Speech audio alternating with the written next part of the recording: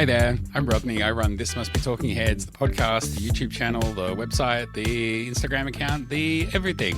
And recently I released a podcast episode all about the 1994 David Byrne self-titled album. And this is an accompanying video to that, or if you like, the podcast is an accompanying podcast episode to this because I want to talk through the design and the packaging for the album. So you might have seen this. This is the CD booklet. And this style is very evocative. It's very indicative of the album. It really reflects the personal, the somber tone, the focus on the physicality. Even if it doesn't have a flashy color palette, it really expresses, I think, quite a lot and a lot of depth. But one of the interesting things about the album is that it was the first of David's solo albums or band albums to not get a release on vinyl. So it came out on CD, came out on cassette. You could buy the CD, you could buy all the singles. But what you couldn't do is buy a big, nice, pretty LP version of the album. So where does that leave you if you want something that's maybe a little bit more special than just the average CD that you could pick up? Well, it turns out one thing that you can do is you can buy this. Hopefully you can see that okay, that it's got a little embossed frame there, but this is a book. This is a special edition 5,000 copy presentation of the album, still on CD, presented within a beautiful photo book. Now, there were 5,000 of these made. I know for a fact there's only 4,998 out there in circulation because I've got 2 of them. The photographs on the album and the photographs inside this are taken by Jean-Baptiste Mondino. Oh, JBM did this. And the packaging was designed by Robert Bergman Unger. And it says the content of this book was written by David Byrne. That's because it contains all the song titles and song lyrics. So JBM, Jean-Baptiste Mondino, is a renowned fashion photographer and fashion director. You're probably looking at examples of his photography or video work as I speak. But back to this. This is a 48-page photography book version of the album. So I'll try to showcase a few things from in there. So for example, here's a page about crash, and it just has the lyrics, crash, crash, crash, crash, crash. And then there's a photo of David bent over. The other thing that the art director wanted to focus on was David's body, not just photos of it from the outside, but literally on the inside. So there's skeletal scans, there's dental scans. You can see scans of David's jaw and the teeth and where he's had fillings. Which, not that I can talk because my teeth are more fillings than teeth right now, but scans of his lungs, scans of his skin cells, and very, dare I say, viral looking photos. Photos that doctors should be looking at, not us. But because this is an art project, it is all on the table. It is all out there for everybody to see. So, of course, on the album cover, we see David fully clothed, but there's lots of photos of David's hands and feet, and they get used on some of the singles, which I'll show you in a sec, but not really. Since this must be the place in Stop Making Sense where we had the background photos of like chests and bums and stuff. Some of those being David's, some of them being his partners. But not since then have we really seen so much skin from David. And I feel like this is like almost a little nod to that where we get lots of skin.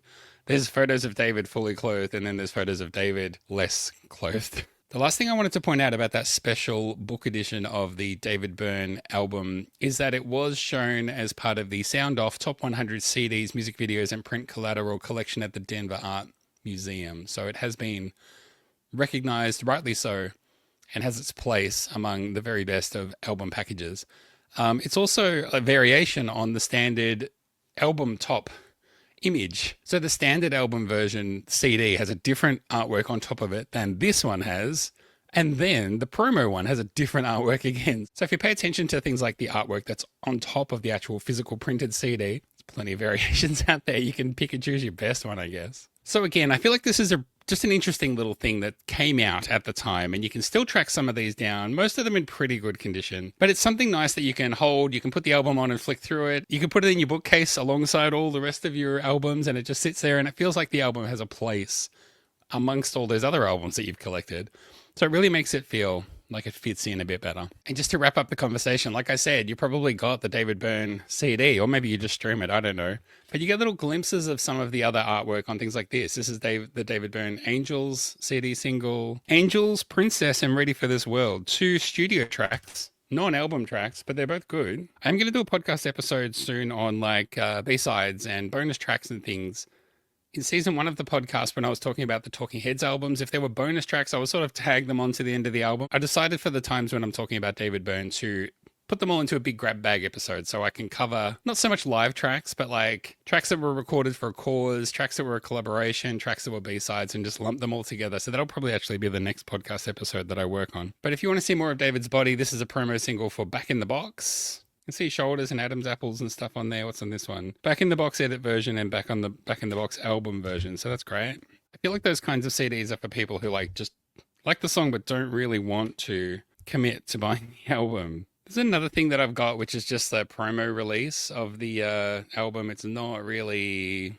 The artwork's not particularly interesting and not really in line with anything else that we've looked at today. But I mean, since we're just going through everything related to the album, here it all is. This one is an interesting one. A little EP that's clearly from the era. It came out at the same time.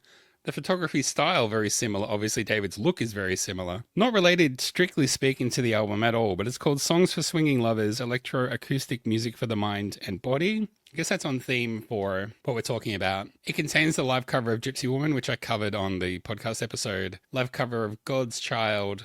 Live cover of Cool Water by Talking Heads. Live cover of And She Was by Talking Heads. And then live cover of the Captain Beefheart song Well from the concert film Between the Teeth. Live cover of Road to Nowhere. They're all from the Keswick Theatre show, if you know that show. And then lastly, track 7, It Goes Back, which I'm reliably informed there's 2 versions of It Goes Back out there. So I'll be covering that when I cover that on the little podcast episode about all of the bonus tracks and things that are floating around. One last thing that I've got from this album too is a Back in the Box CD single in this weird little digipack thing, which I think was German. And this also came out as a 12-inch as well. Got a little out of focus. I know that's out of focus, but it's even worse on the actual cover. And out of focus, it looks like a box for like a little chicken toy or something. But what's this got on it? This is the one with all the remixes. Back in the Box, Vox in the Box mix. Back in the Box, Contemporary Hermit mix. Gypsy Woman live again.